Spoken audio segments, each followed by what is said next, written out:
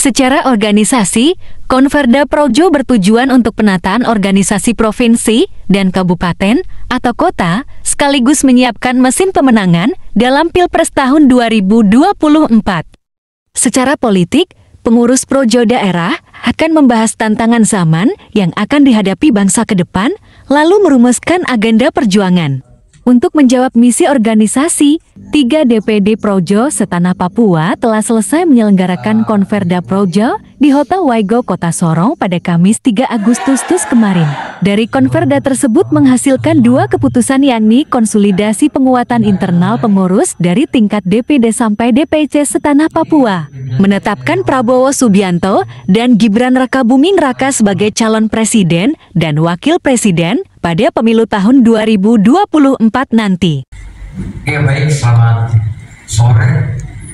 Saya Donald Renato Hemon, Ketua DPD Projo Provinsi Papua Barat Daya, yang juga sebagai panitia Konferda Projo Sultanah Papua.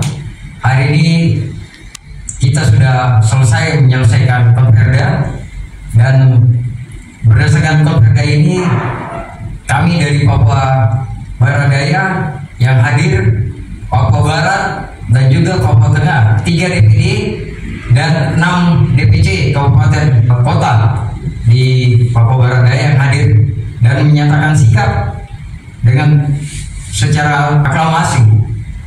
Semua DPC menyampaikan bahwa ada 2 agenda kita selain kita konsolidasi ini, juga bagaimana penguatan internal. Jadi apa yang kita putuskan hari ini juga akan kita kerjakan di bawah, di lapangan.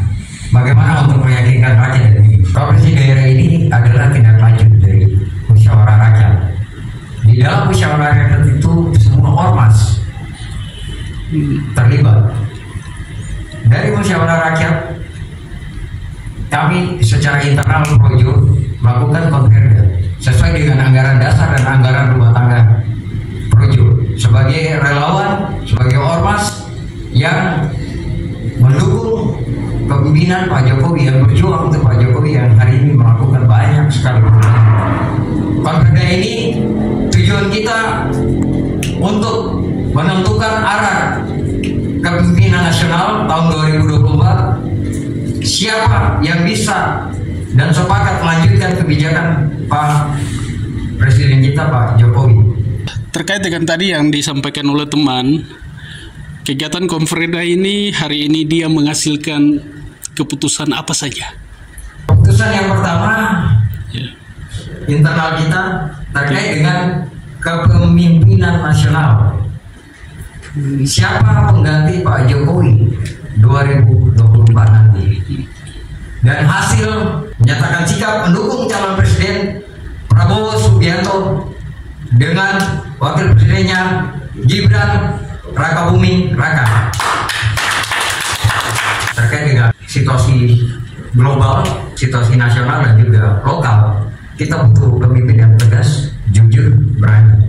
Terus kemudian harus ada berkolaborasi dengan sosok anak muda, karena hari ini kita ada di zaman digitalisasi. Literasi digital harus tetap jalan, sehingga apa? Setiap program pemerintah itu bisa dikawal oleh setiap kita. Anak muda hari ini sudah beda dengan zaman-zaman yang lalu. Mungkin ada program-program yang akan disiapkan, diusulkan untuk khusus membangun wilayah Papua ini secara umum dan Papua Barat Daya secara khusus dari sisi kegiatan-kegiatan kaum muda yang bisa digiring oleh kakak dorang ke Pak Gibran nantinya. Ya. Jelas bahwa hari ini dengan kemajuan ilmu pengetahuan dan teknologi, Projo kami ini bekerja mengawal setiap kebijakan Pak Jokowi, termasuk mungkin salah satunya itu hanya ada itu di tanah Papua terkait dengan literasi digital. Terus kemudian bagaimana menggunakan media sosial yang baik sehingga tidak ada berita-berita hoax yang seperti apa. Ini teman-teman Projo sudah kerja, tapi puji Tuhan ya kemarin Pak Ketua Umum kita diangkat jadi, dan itu menjadi tanggung jawab kita, sehingga lewat literasi digital ini antara Aceh dengan Papua itu udah hitungan detik aja pasti bisa tahu. Jadi kenapa kita pilih sosok muda hari ini generasi milenial nih? Jelas.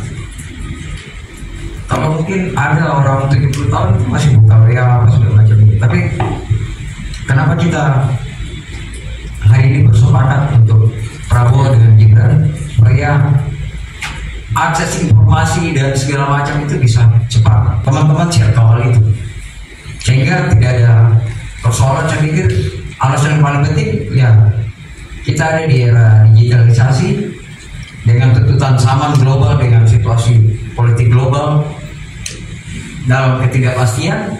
Jadi kita butuh pemimpin yang pasti, yang jelas, yang tegas, yang bisa merangkul semua. Terakhir, mungkin harapan untuk seluruh pemuda se-Indonesia dalam keputusan ini mungkin bisa mengajak mereka. Silakan Kakak. Untuk pemuda seluruh Indonesia, satu, apa yang Soekarno berdiri bangsa Indonesia katakan, berikan saya 10 pemuda, maka saya akan mengubah dunia. Saya pikir itu. Ada yang lain dari teman-teman yang mau disampaikan? Silakan. Ya, harapan kami bahwa semua pemuda yang ada di Indonesia bisa menjadi pemuda yang menjadi agen perubahan di mana-mana. Dengan memilih Gibran, kita juga menjadi agen yang untuk membawa perubahan, menjadi storymaker atau membuat sejarah di bangsa ini. Sekian dari saya. Terima kasih.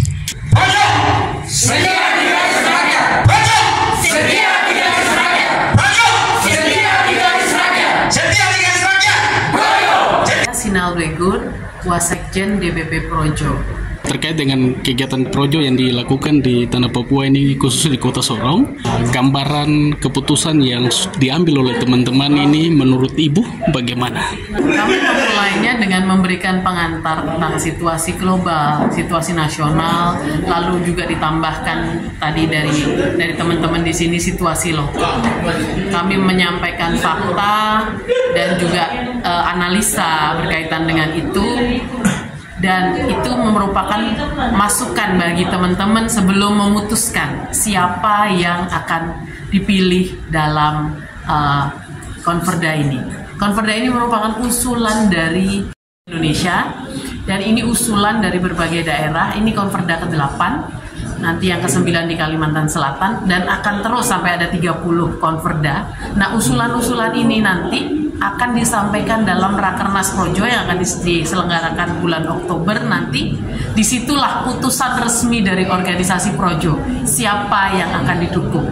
Jadi kita mengambil suara rakyat dari bawah. Jadi kita tidak membuat keputusan itu top down, tapi bagaimana kita mendengar suara-suara dari DPC, DPD, termasuk di Tanah Papua ini, apa yang menjadi pilihan mereka berkaitan dengan calon presiden dan calon wakil presiden. Projo ini organisasi dengan misi dan visinya seperti apa? Ya, silakan. Projo sendiri artinya adalah rakyat, dan Projo bisa diartikan juga negeri. Jadi rakyat yang mencintai negeri, itulah Projo. Kami adalah ormas, organisasi masyarakat. Awalnya kami adalah organisasi relawan, pendukung Jokowi yang didirikan pada tahun 2013. Jadi sebelum pemilu, sebelum partai-partai lain memutuskan Jokowi sebagai calon presiden, Projo sudah memproklamasikan diri bahwa dia mendukung Jokowi menjadi presiden sebagai kelompok relawan pada waktu itu. Pada 2014 setelah Jokowi dilantik, kami mau bubar karena sudah selesai mengantarkan Jokowi. Jokowi bilang jangan bubar, saya butuh dibantu untuk mengawal proses saya sebagai presiden. Yang kemudian kita sepakati sebagai kongres pertama kali Projo tahun 2014. Maka kami kemudian mengukuhkan diri menjadi ormas, bukan kelompok relawan, dan kami mendaftarkan di Departemen Dalam Negeri sebagai ormas yang sah. Terima kasih ya sudah menonton. Jangan lupa like, komen, dan subscribe.